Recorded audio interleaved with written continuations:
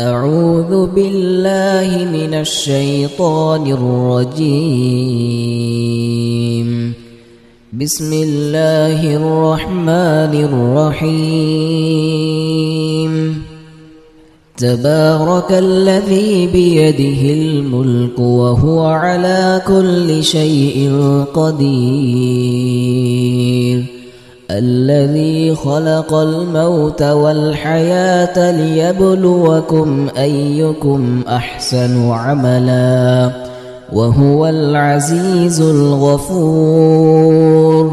الذي خلق 7 سماوات طباقا ما ترى في خلق الرحمن من تفاوت فارجع البصر هل ترى من فطور ثم ارجع البصر كرتين ينقلب إليك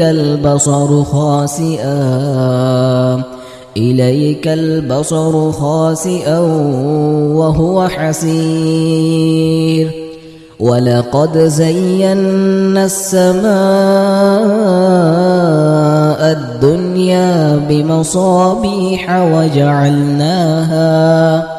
وجعلناها رجوما للشياطين وأعتدنا لهم عذاب السعير. وللذين كفروا بربهم عذاب جهنم وبئس المصير. إذا ألقوا فيها سمعوا لها شهيقا وهي تفور تكاد تميز من الغيظ كلما ألقي فيها فوج سألهم خزنتها ألم يأتكم نذير قالوا بلى قد جاءنا نذير فكذبنا وقلنا ما نزل الله من شيء إن أنتم إلا في ضلال كبير. وقالوا لو كنا نسمع أو نعقل ما كنا في أصحاب السعير فاعترفوا بذنبهم فسحقا لأصحاب السعير. إن الذين يخشون ربهم بالغيب لهم مغفرة وأجر كبير. وأسروا قولكم أو اجهروا به إنه عليم بذات الصدور. ألا يعلم من خلق وهو اللطيف الخبير. هو الذي جعل لكم الأرض ذلولا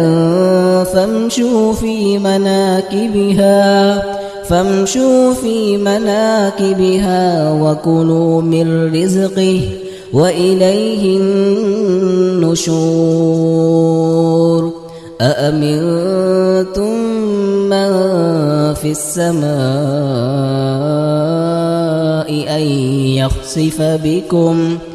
أن يخسف بكم الأرض فإذا هي تمور أم أمنتم من في السماء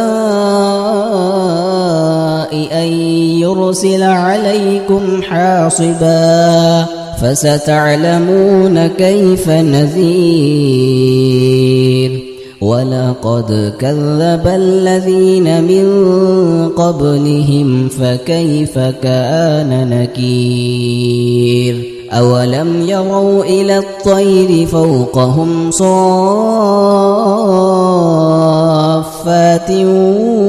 ويقبض ما يمسكهن إلا الرحمن إنه بكل شيء بصير أمن هذا الذي هو جند لكم ينصركم من دون الرحمن إن الكافرون إلا في غرور أمن هذا الذي يرزقكم إن أمسك رزقه بل لجوا في عتو ونفور أفمن يمشي مكبا على وجهه أهدى أمن